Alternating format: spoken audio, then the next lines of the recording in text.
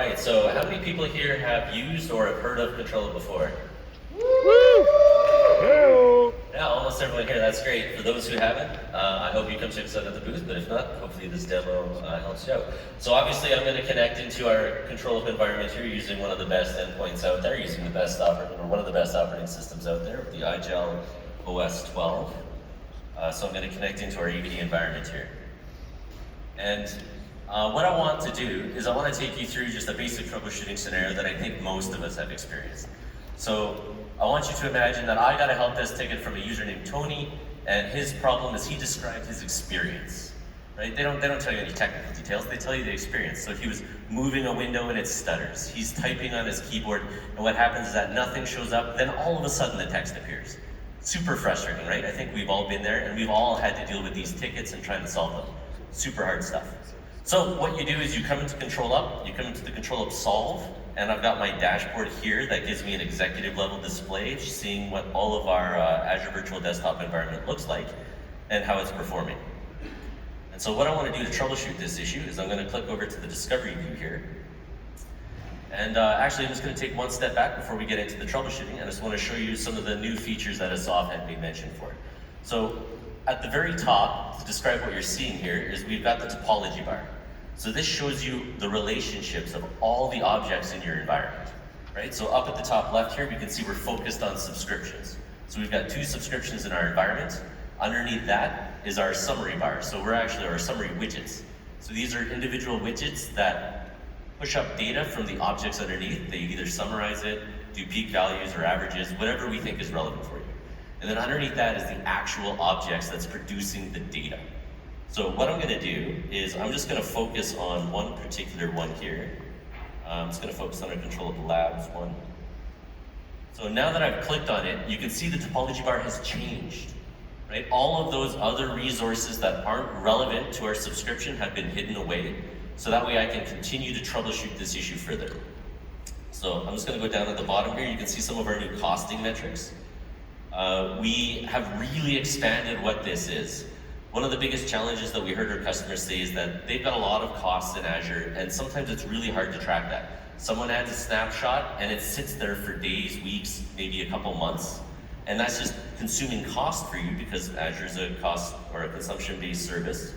And what they need is they need visibility to that. So we've added a ton of new costing metrics to give you that visibility into it. And so you can see that across multiple subscriptions, or if I drill down into my resource groups, we can actually see that within the resource groups as well.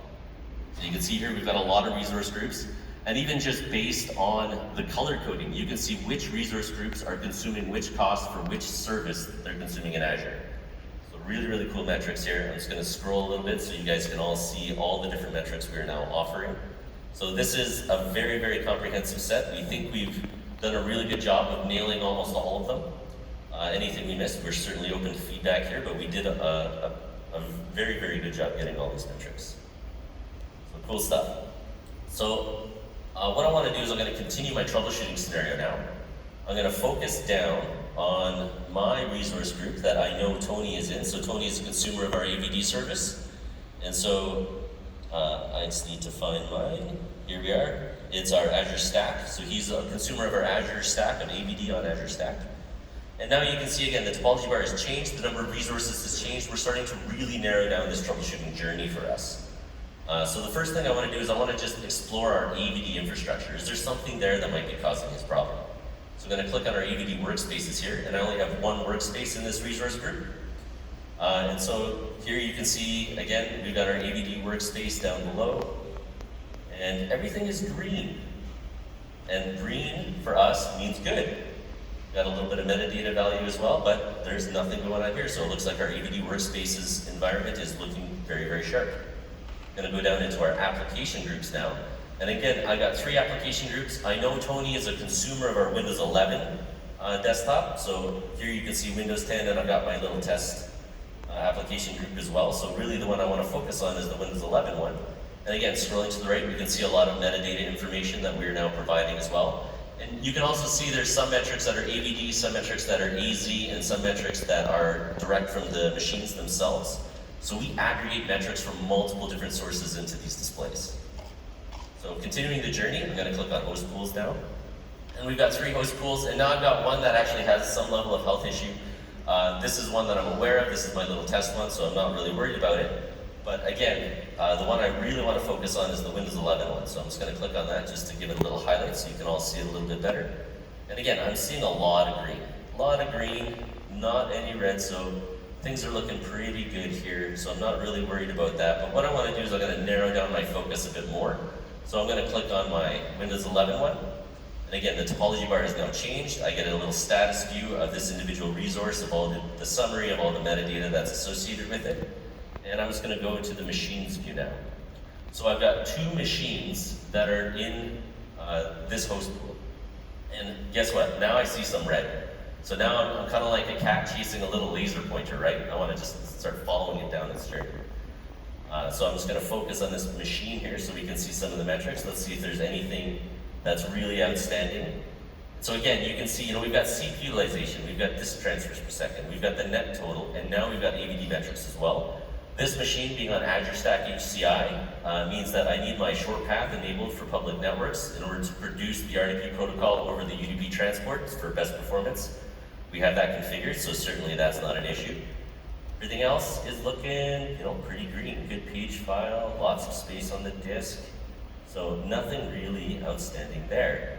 So what I'm going to do is I'm just going to focus on this machine, just chasing that laser pointer.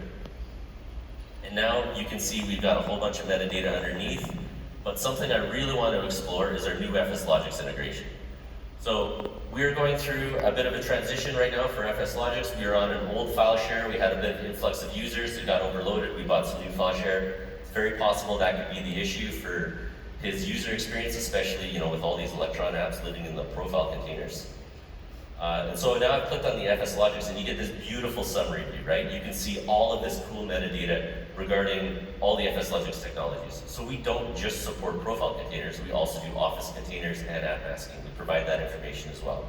And within a half a second, I can see immediately, hey, our configuration is set up for the new file share. So this user's good to go.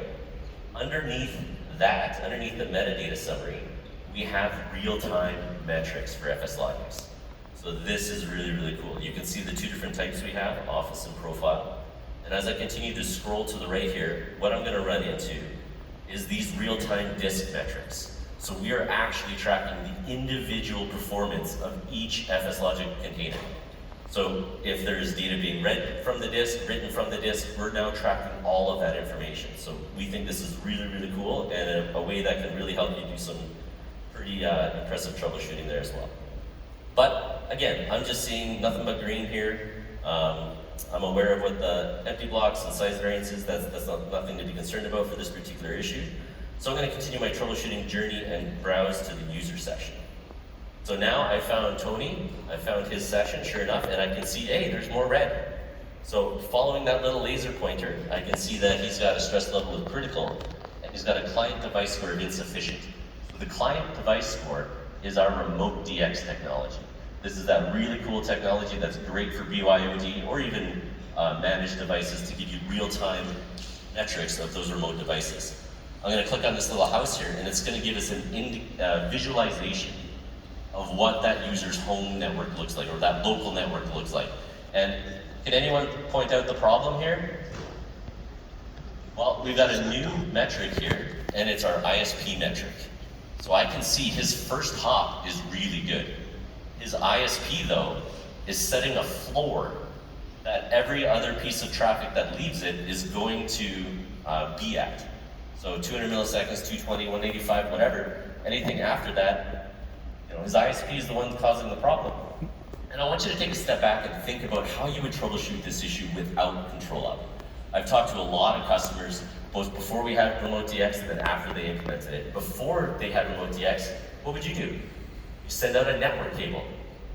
Plug in, maybe that will help. Would that help in this scenario? No.